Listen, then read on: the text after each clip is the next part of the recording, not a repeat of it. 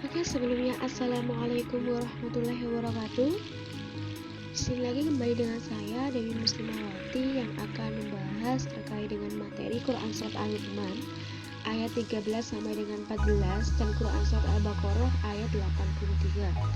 Di sini saya harapkan kepada teman-teman semuanya, kepada kawan-kawan semuanya yang melihat video ini, semoga kalian dalam keadaan sehat dan semoga kalian tetap terjaga stamina-nya ketika kalian mendapatkan materi atau pembelajaran pendidikan agama Islam dan budi pekerti yang akan Ibu berikan kepada kalian semuanya. Di sini kita akan memulai pembelajaran dari Quran Surat Al-Luqman ayat 13 sampai dengan 14. Bismillahirrahmanirrahim. Wa qala Luqmanu ibnihi wa huwa ya'iduhu ya bunayya la tusyrik billah inna syirka la dzulmun 'adzim.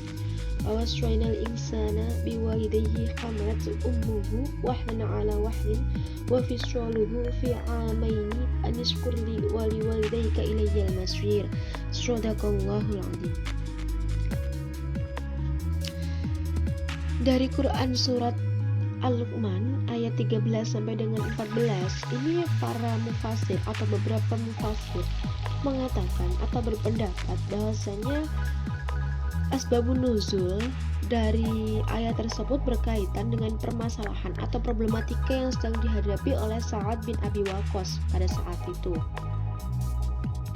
Ibunya yang tidak sepakat terkait dengan keputusan yang telah diambil oleh Sa'ad bin Abi Waqqas, yaitu beriman kepada Allah Subhanahu wa taala dengan cara memeluk agama Islam, mengikuti ajaran Nabiullah Muhammad sallallahu alaihi wasallam.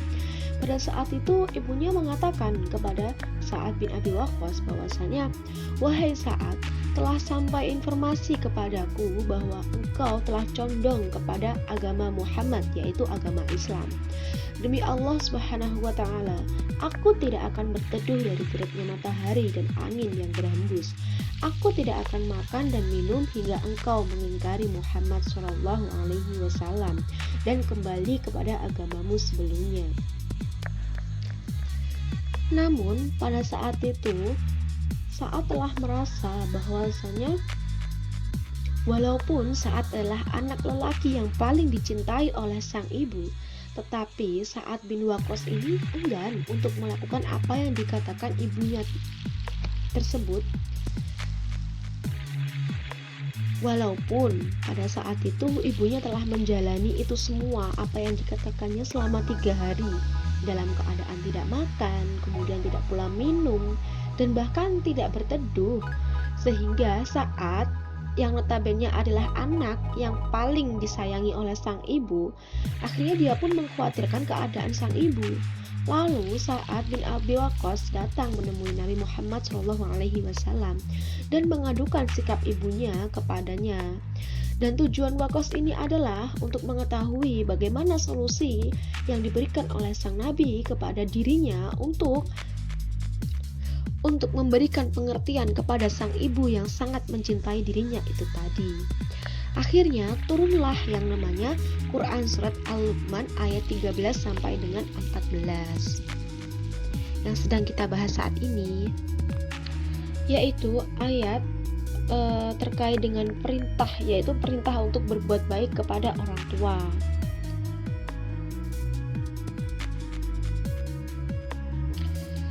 Yaitu sudah ada di dalam Quran Surat Al-Luqman ayat 13. Hai anakku, janganlah kamu mempersekutukan Allah. Sesungguhnya mempersekutukan Allah adalah benar-benar kezaliman yang besar. Kemudian pada ayat ke-14 yaitu, dan kami perintahkan kepada manusia untuk berbuat baik kepada kedua orang tuanya, ibunya yang telah mengandungnya, dalam keadaan lemah yang bertambah-tambah dan menyapinya dalam 2 tahun. Dari melihat peristiwa tersebut, akhirnya Luqman mewasiatkan hal tersebut kepada si anak, yang mana atau yang berisikan yang pertama yaitu terkait dengan perintah dalam artian ketauhidan, perintah untuk menyembah Allah tanpa menyekutukannya dengan sesuatu apapun. Dan dalam hal ini Luqman juga memperingatkan kepada si anak bahwasanya tindakan syirik adalah bentuk kedzaliman yang terbesar atau dosa yang besar.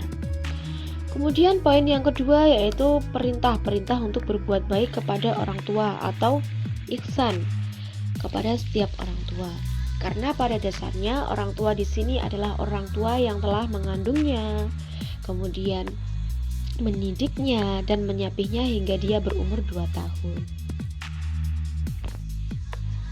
Yang selanjutnya yaitu hadis Rasulullah SAW, perintah untuk saling menasihati dan berdakwah dalam mengubah kemungkaran yang ada di dunia ini.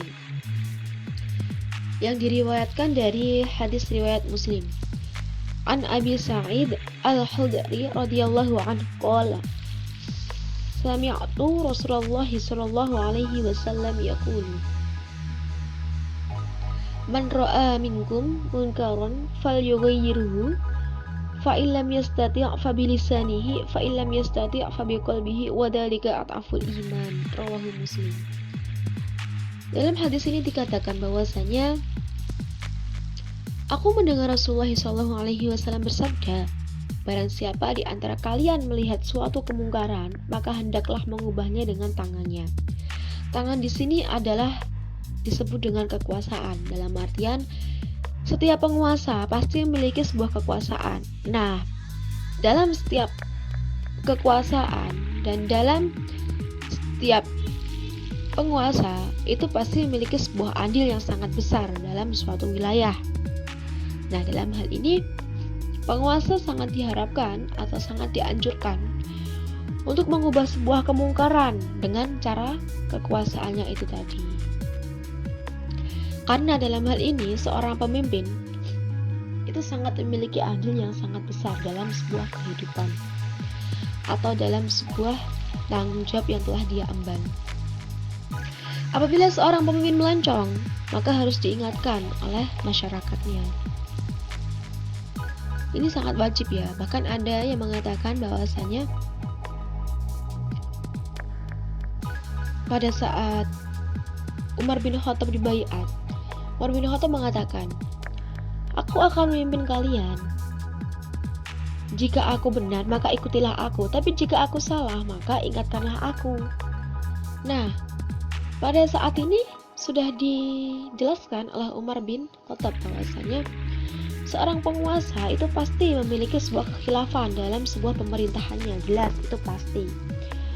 Nah, tujuan dari adanya sebuah masyarakat adalah untuk mengingatkan. Seorang masyarakat juga tidak boleh bahwasanya harus selalu tunduk kepada seorang pimpinan. Seorang masyarakat diwajibkan tunduk apabila seorang pemimpin itu mampu memberikan sebuah kemaslahatan bagi umat bersama, dalam artian masyarakat diwajibkan untuk memerintah apabila tidak melencong dari syariat Islam, apabila tidak menyuruh seorang rakyatnya untuk melakukan sebuah kemaksiatan, maka ini pemerintah wajib untuk dihormati atau wajib untuk ditaati. Atiullah wa atiur rasul. Nah, taatilah Allah dan taatilah Rasul. Wa ulil amri minkum, dan taatilah setiap pemimpin yang ada di antara kalian. Seperti itu. Kemudian yang kedua yaitu jika tidak mampu maka dengan lisannya atau menggunakan cara yaitu berdakwah. Nah, dalam hal ini dakwah itu sama dengan ceramah. Ketika seseorang tidak memiliki sebuah kekuasaan, maka dianjurkan untuk melakukan merubah kemungkaran dengan cara berdakwah atau ceramah. Jika dia tidak memiliki sebuah skill untuk ceramah ataupun untuk berdakwah kepada seseorang untuk merubah sebuah kemungkaran, maka cara yang selanjutnya yaitu dengan hatinya, yaitu dengan cara berdoa. Dan ini adalah selemah-lemahnya iman ketika dia sedang melakukan sebuah jihad ketika merubah sebuah kemungkaran. Kurang lebih seperti itu. Hadis riwayat Muslim.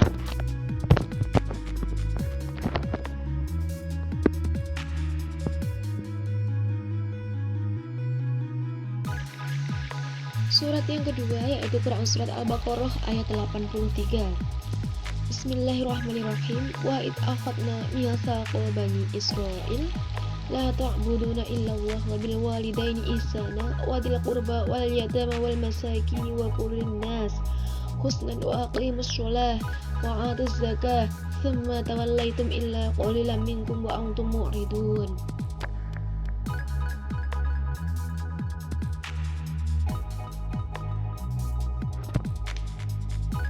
Dalam ayat sudah saya bacakan tadi barusan,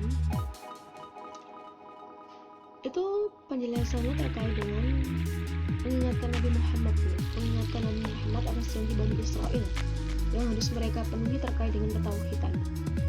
Dalam artian Bani Israel tidak akan menyembah sesuatu selain Allah Subhanahu wa Ta'ala. Nah, kemudian dilanjutkan dengan perintah kedua, yaitu untuk berbuat baik atau ihsan kepada orang tua. Karena pada dasarnya terkait dengan berbuat baik kepada orang tua ini adalah amal kebajikan tertinggi selama kita hidup di dunia. Karena melalui kedua orang tua kita dapat menghirup udara segar, kemudian kita dapat melakukan aktivitas harian, kemudian kita dapat mengenal atau berinteraksi satu sama lain, baik itu dengan manusia maupun dengan makhluk yang lainnya. Nanti seperti itu. Dan selanjutnya perintah yang ketiga yaitu selain kita diperuntukkan untuk berbuat baik kepada orang tua, kita juga dianjurkan untuk berbuat baik kepada kaum keluarga atau kerabat. Dan selanjutnya dalam ayat itu juga Allah menyebut hak-hak orang yang memerlukan bantuan, yaitu diantaranya ada anak yatim dan orang miskin. Namun dalam hal ini Allah lebih mendahulukan menyebut terkait dengan anak yatim daripada orang miskin. Karena menurut Allah sendiri, kata yang ditafsirkan dari beberapa mufassir, itu orang miskin lebih cenderung dapat berusaha sendiri, dalam artian lebih gampang dibandingkan dengan anak yatim. Karena biasanya yang sering disebut dengan notabene anak yatim itu adalah yang masih kecil, dalam artian yang masih belum sanggup untuk berusaha sendiri atau mengais rezeki sendiri atau mencari rezeki sendiri. Kurang lebih seperti itu. Selanjutnya Allah juga memerintahkan kepada Bani Israel untuk melaksanakan sholat dan menunaikan zakat. Karena dalam hal ini ketika seseorang melakukan sholat,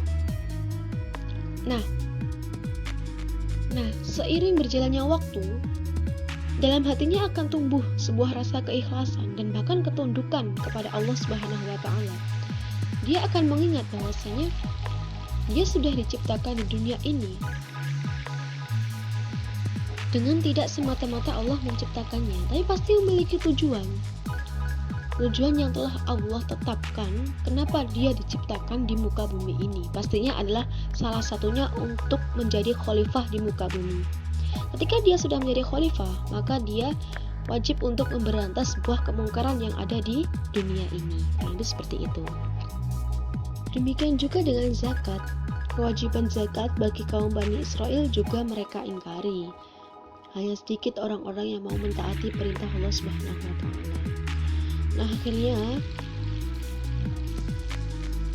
turunlah ayat ini yang menyatakan bahwasanya perintah kepada Bani Israel untuk melaksanakan sholat dan menunaikan zakat.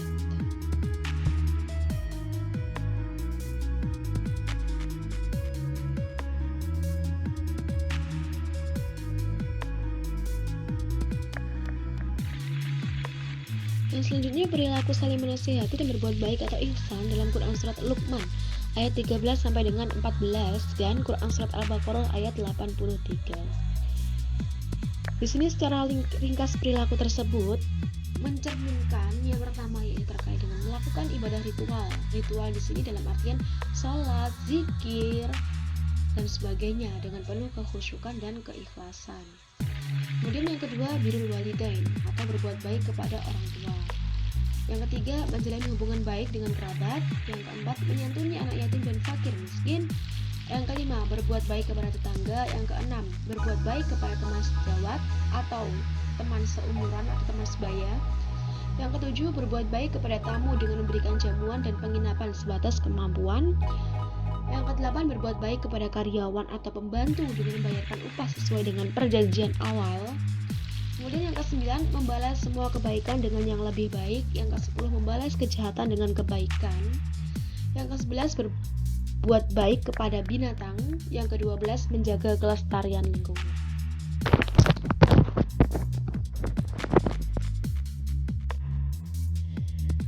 Di sini ada buku referensi yang saya jadikan sebagai bahan acuan untuk materi saya kali ini, yaitu pada Pendidikan Agama Islam dan Budi Pekerti kelas 12, khususnya di MA atau di SMA.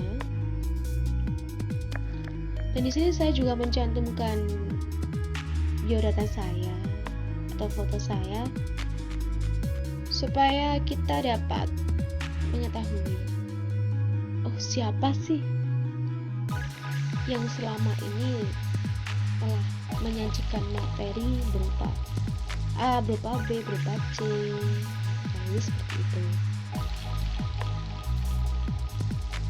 Kita sudah di penghujung materi. Nah, di sini ada kata-kata mutiara, sedikit kata-kata berlian ya. Tujuan pendidikan adalah mempertajam kecerdasan, memperkukuh kemauan, serta memperhalus perasaan dari Tan Malaka.